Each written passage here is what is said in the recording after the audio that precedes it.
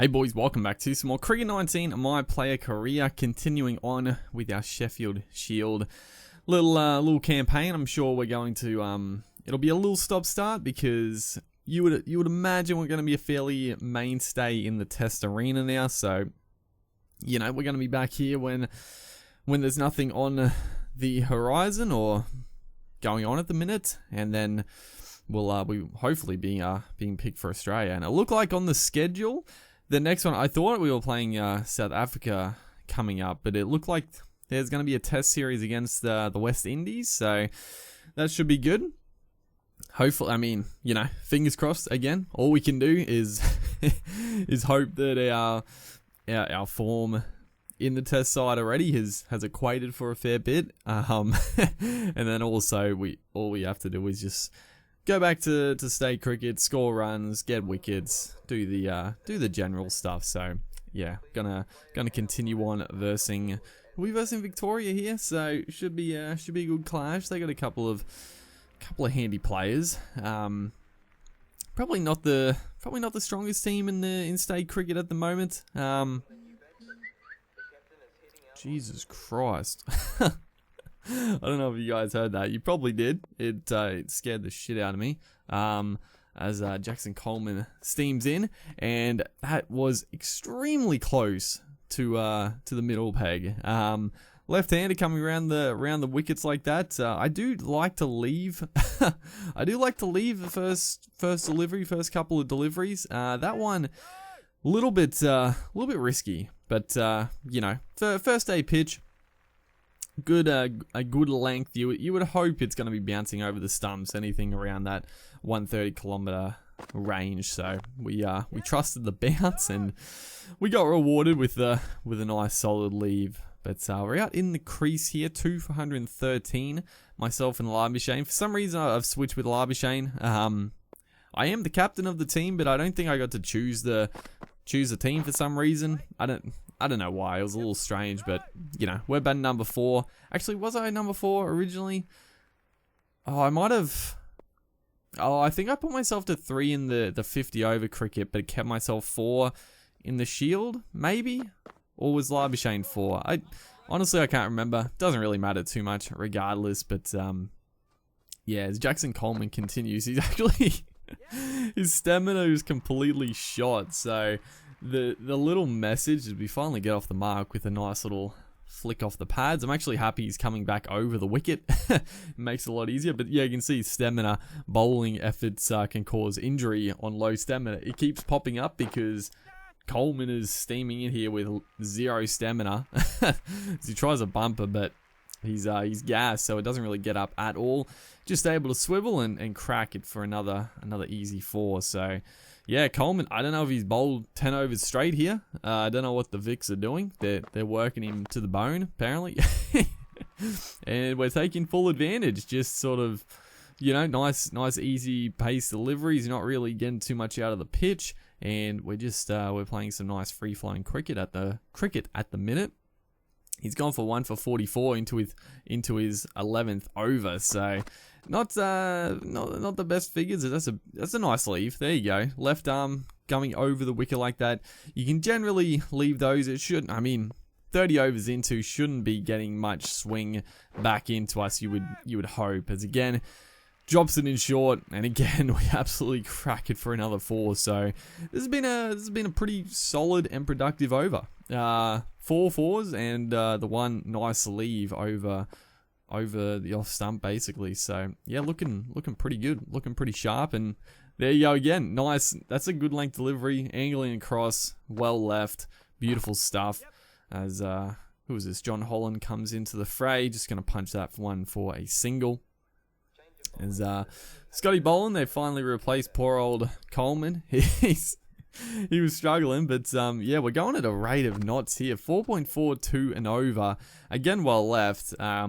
You know, being out here for a little bit, it's definitely got some good bounce in the pitch. So anything on that good length, we are comfortable leaving, even if it is on the peg. So yeah, the length is good to pick up early, and that's why I like batting in this game so much. The pitches do play a lot different from pitch to pitch, the bounce to bounce. You know, there's a lot of different sort of variances and it yeah, it just makes batting like a lot more distinct, depending where you're actually playing the game. It's good. So I think they really nailed that aspect of cricket in general.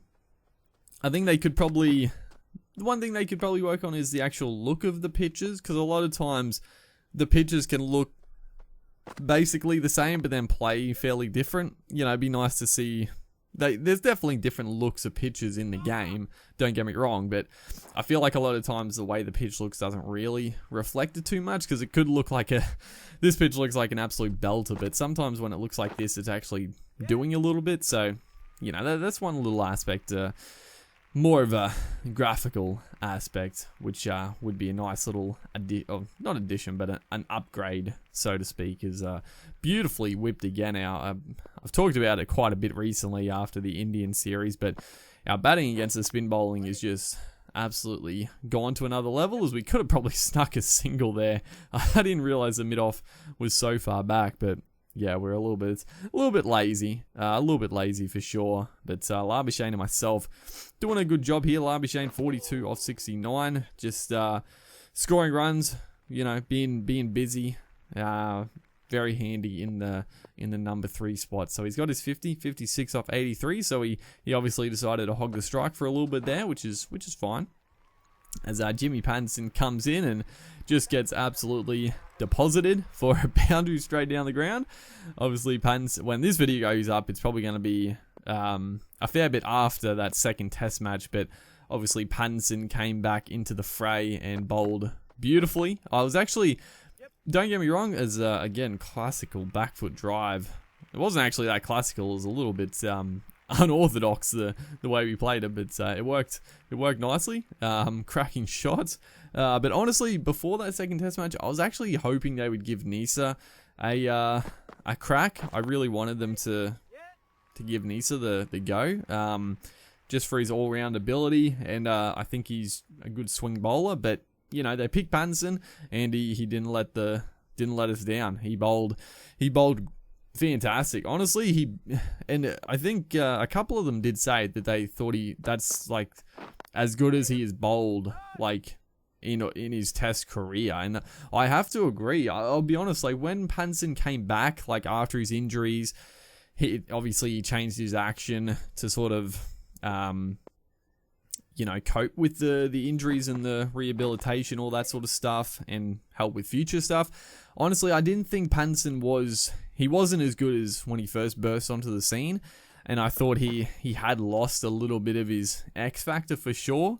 But yeah, that test match against New Zealand, he definitely had his mojo back. He looked excellent. So yeah, good, very good signs going forward. It's just, you know, very good depth in the Australian bowling quartet. Very good stuff. As it's a cracking shot. It's a poor ball. Poor old Coleman. He's back in the fray. He's had a little bit of a rest, but dishing up pies like that is just, we'll just eat them for breakfast, dude. It was a good shot, but that's a good ball, dude. Oh boy, you can't. It's not given, thankfully. I mean, you can't blame us for leaving it. He's got this one to go back on a length. Just gonna be, yeah. I mean, the length of it again, we were pretty safe, but yeah, that was a good ball. I don't know where this swing and seam movement came from. It's 38 overs old. Maybe some reverse swings starting to pop up. I don't know, because yeah, we've been leaving those ones just angling across beautifully, but he got one to rip back on us. So we gotta be a little careful, as that is a cracking pull shot. It wasn't even that short, but we just knew he's just bowling that good length, angling across, and honestly, with the angle across, it actually, you know, it doesn't sort of cramp us up so much going for the pull shot. It gives you a little bit more movement in the actual shot. You can free the arms a little bit more, and we just swiveled and cracked it in front of mid wicket for 4. Beautiful shot, and then follow up with another classical cover drive. So the batting is starting to really motor here. Labuschagne 60 off 90, we're 48 off 37, so this is looking like a mighty fine first innings setup here, as that's going to be punched away for a couple to bring up the 50, I think. Did I say 48? I think that's the 50, right? 50 off 38 balls, so pretty quick 50, 10 fours. A lot of nice boundaries. Honestly, haven't looked like getting out. There was that one LB shout just before that was a pretty ripping ball, but even then it was on the length. We were still happy to leave it. It ripped back and hit us on the pads, but really haven't troubled us at all. No edges. No real plays and misses, I don't even think. So yeah, it's a quality pitch. So we definitely do have to score some runs in this first innings, and even on good pitches, if you bat first and get a huge first innings score, it just makes the second team, when they bat, it just makes it harder for them. Unfortunately, all the talk about how well we've been batting and we haven't played and missed, we haven't edged one. Jimmy Patterson just gets one just on a decent length, got a little bit more out of the pitch. He fired up for that one, just bent his back a little bit more and got a little outside edge. Very disappointing. We were batting so well. So out for 50, and even 50 off 41. Labuschagne gets his 100 and some nice little runs at the end there. But I was gonna say, yeah, even if it's a belter of a pitch, the team batting second, if they got a huge total in the back of their mind, it just puts the pressure on, and it just makes batting just a little bit more difficult. Obviously, some players deal with it better, some players deal with it worse, but that little, or the big total in the back of their head that they're behind by, it just adds to the difficulty of batting. So we got a decent first innings, 383. I think it was 383. I'm pretty sure, but it's decent. It's I feel for that one. You're probably thinking, why the hell? But I thought he actually might have hit it onto his boot, and it would have been a catch. Obviously, that was pretty ambitious, but I thought maybe just maybe he did it. If you don't appeal, you're not going to get him, so why not, dude? It was a cracking shot before from Marcus Harris taking us downtown. So yeah, my talk before, obviously the Vicks top order, not really too fussed about the big total in front of them because they're batting beautifully here. Travis Dean, 182 off 291. Sam Harper, 37 off 55. They are 5 for 392, lead by 9. So this is it's going to be a high scoring game. We need to roll them here. Obviously, if they get a little bit of a lead, that's not too bad. But we don't want them.